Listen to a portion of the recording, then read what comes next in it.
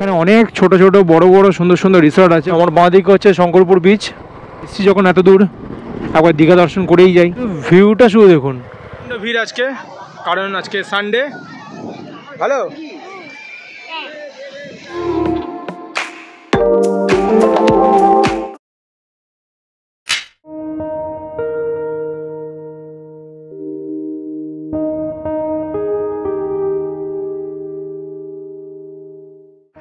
very good morning and once again welcome back to my YouTube channel SRC Destination. So right now এখন আমরা আছি, মানে আমি আছি এখন তাজপুরে। আর পেছনে যেটা দেখতে পাচ্ছেন এটা হচ্ছে তাজপুরের মেন বিচ, মানে মেন মার্কেট যেটাকে বলতে পারা যায়। আমাদের হোটেল থেকে বেরিয়ে মিনিট 5 আসার পরেই তাজপুরের মেন মার্কেট পড়ে যায়। এখানে সব খাবার দোকান এখানে। আর এটা হচ্ছে মেন বিচ। একবার বিচের সামনে গিয়ে আপনাদের দেখাচ্ছি। বিচেই পেয়ে যাবেন একটা সুন্দর রেস্টুরেন্ট, যদি মনে করেন সমুদ্রের সামনে বসে খাবেন, দিনের লাঞ্চ বা ডিনার সেরে নেবেন, মানে দিনের লাঞ্চ আর রাত্রের ডিনার সেরে নেবেন, তাহলে সেক্ষেত্রে এখানে আসতে পারেন। ভাত, মাছ, মাংস, ডিম, নানান ধরনের খাবার অ্যাভেলেবেল আছে। তার সঙ্গে এই হচ্ছে বিচ।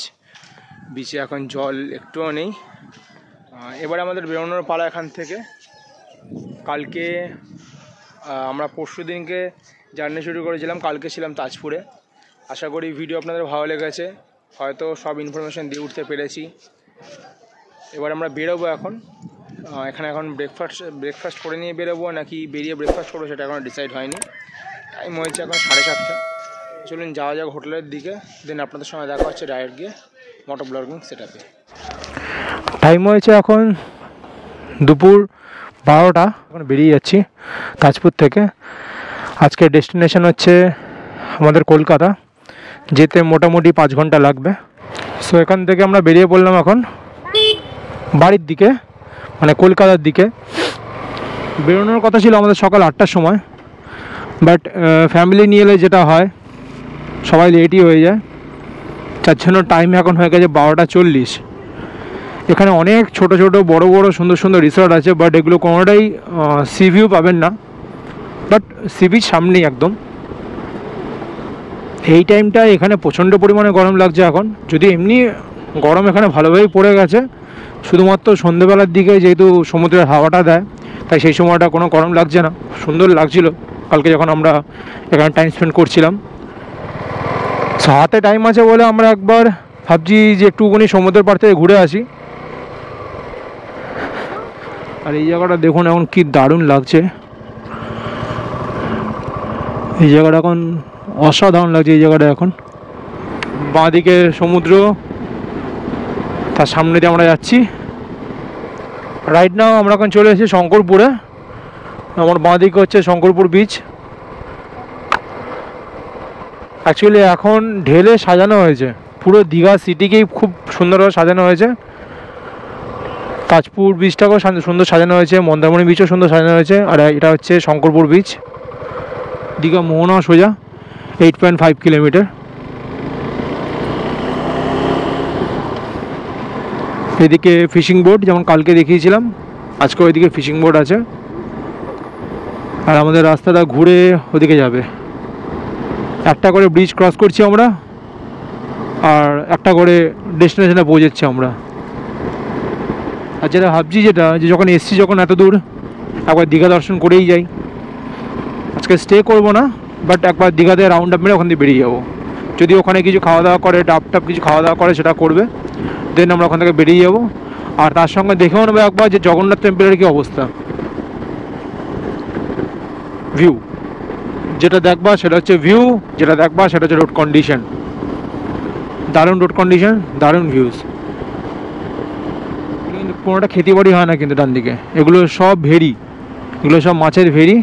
এখন জল নেই, এখন এগুলোতে জল ফিল আপ করে তারপরে এখানে চাষবাস, মাছের চাষ করা হয়। আর এই যে রাস্তার সামনে সামনে যে স্ট্যাচুগুলো বানানো হয়েছে, দারুণ দেখতে লাগছে স্ট্যাচুগুলো। নেক্সট টাইম আরেকবার আসবো দীঘা ট্রিপের জন্য, কারণ এই ট্রিপটা আমার মনে হয় খুব কম করে 2 মাসে একবার তো করা উচিত। এই রাস্তাটা এসে পাহাড়ের টার্নিংয়ের কথাগুলো মনে পড়ে যাচ্ছে। আর যেহেতু এই রোডটাতে আপনার এখনও অবধি সেরকম গাড়ি নেই, যার জন্য রোড কন্ডিশন খুবই ভালো। আর এটা হচ্ছে সমুদ্র সুন্দরী রোড, সৈকত সুন্দরী রোড, নট সমুদ্র সুন্দরী রোড। একবার ভিউটা দেখুন একবার। এখান থেকে 11 মিনিট লাগবে দীঘা, আর 6 কিলোমিটার। শুধু ভিউটা শুধু দেখুন।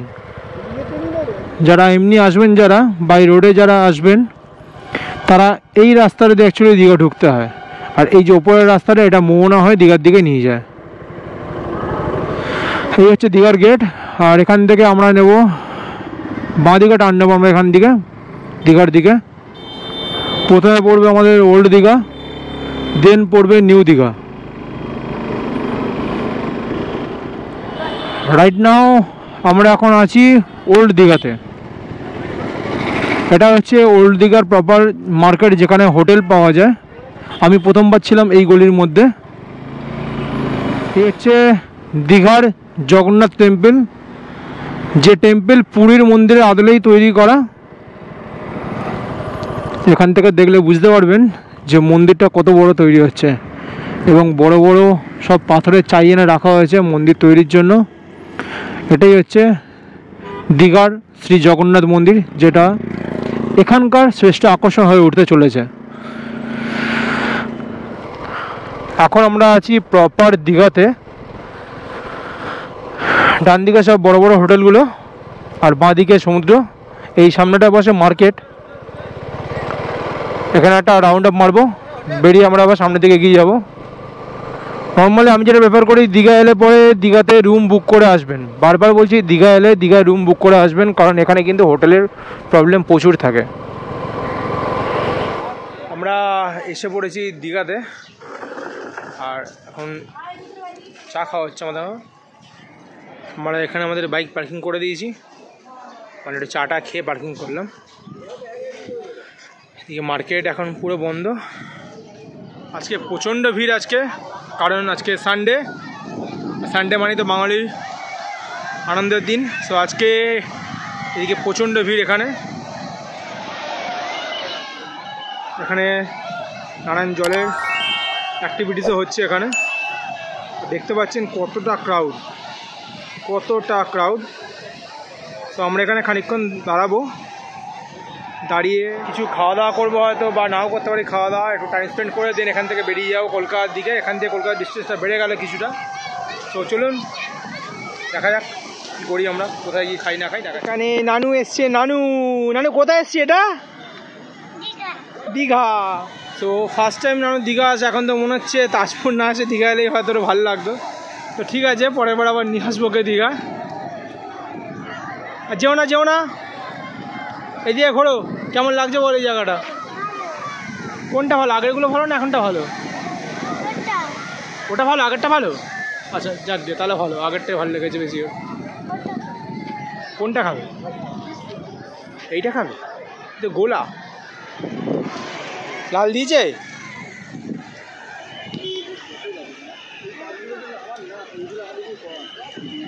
ভালো।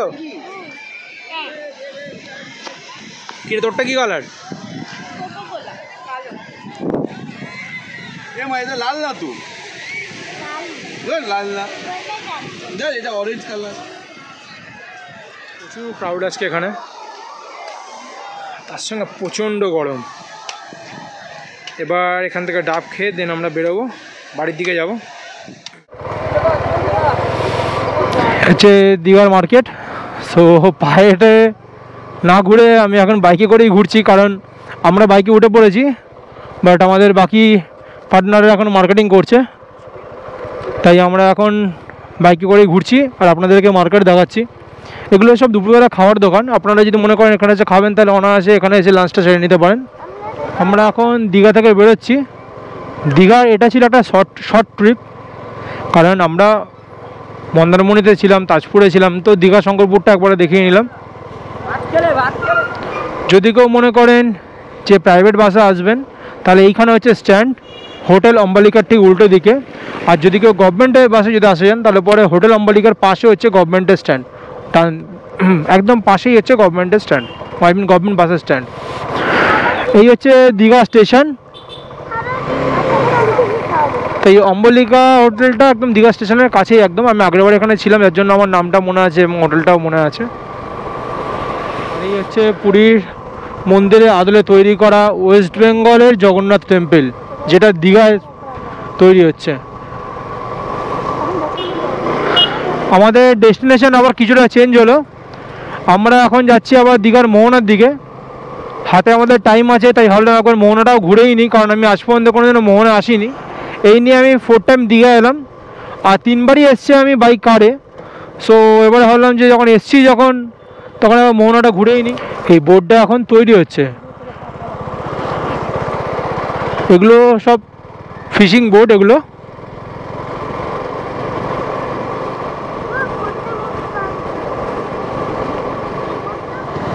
সো আমরা চলে এসেছি মোহনাতে, মানে এটা মোহনার মার্কেট। এটা এখন পুরোটাই বন্ধ, বাট প্রচণ্ড মাছের গন্ধ এখানে, প্রচণ্ড মাছের গন্ধ।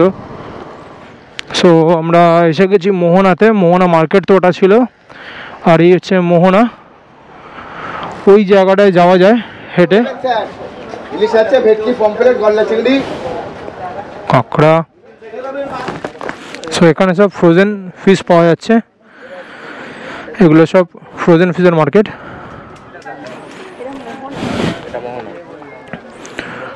আমরা যাচ্ছি এখন মোহনার দিকে, ওই রাস্তাটাতে আমরা এসেছিলাম। চলুন মোহনা কিছু ড্রোন শট আপনারা এনজয় করুন। দেখা হচ্ছে এরপরে নেক্সট আপনাদের সঙ্গে একদম গিয়ে ডাইরেক্ট মোটর ব্লগিং সেটআপে।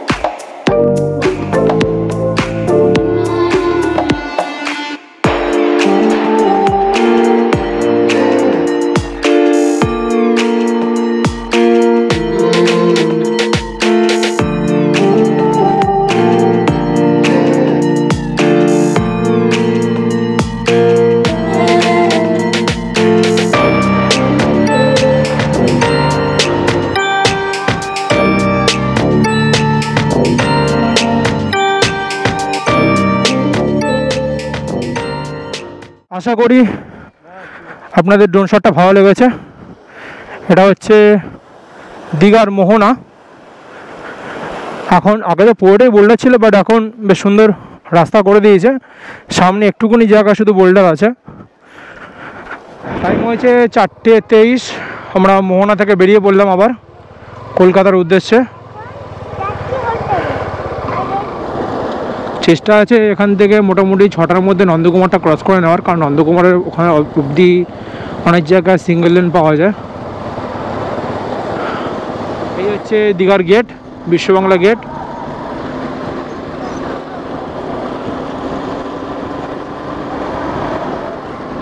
এটা হচ্ছে দীঘা রোড। দীঘা নর্মালি যখন লোকে আসে তখন এই রোডটা ধরেই আসে, আর যদি আমরা যে রোডটা ধরে এসেছিলাম সেই রোডটা দিয়ে হয়ে এলে পরে আপনাকে তাজপুর মন্দারমণি ক্রস করে নতুন সি বিচ ধরে আসতে পারেন। এই রোডটার প্রবলেম একটা, এই রোডটা সিঙ্গেল রোড, তাই বড় গাড়ির একটু দূরত্ব বেশি থাকে, আর বিশেষ করে গভর্নমেন্ট বাস তো একটু প্রবলেম ক্রিয়েট করেই অনেক সময়, কারণ তারা কোনো দিক থেকে কোনোভাবেই রাস্তা ছাড়বে না। তাই এই রোড থেকে যারা যাবেন তারা একটু সাবধানে যাবেন। এই রাস্তাটাতে চলে গেলে পরে আপনি 6 কিলোমিটার যাওয়ার পরে পেয়ে যাবেন শঙ্করপুর, মানে দীঘা রোডের ওপরে। আর সামনে থেকে আবার ডান দিকে একটা রাস্তা চলে যাচ্ছে, যেটা দিয়ে গেলে পেয়ে যাবেন তাজপুর। এখন নতুন মেইন ড্রাইভ হয়ে যাওয়াতে অনেকে নতুন মেইন ড্রাইভ দিয়ে আসে, বাট আগে যারা আসতো তারা এই রোডটা ধরেই আসতো। এসে আসবার সময় বাঁহাতে পড়ে যাবে প্রথমে তাজপুর, দেন পড়বে শঙ্করপুর, আর যাওয়ার সময় মানে দীঘা ফেরতা পথে যদি কেউ ঢুকতে চান তারপর আগে পড়বে শঙ্করপুর ডান হাতে, আর তারপরে দেন পড়বে তাজপুর। নন্দকুমার এখান থেকে এখনও 72 কিলোমিটার বাকি।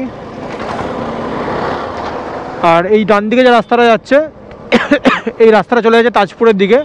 তাজপুর সমুদ্র সৈকত এখান থেকে 5.5 কিলোমিটার।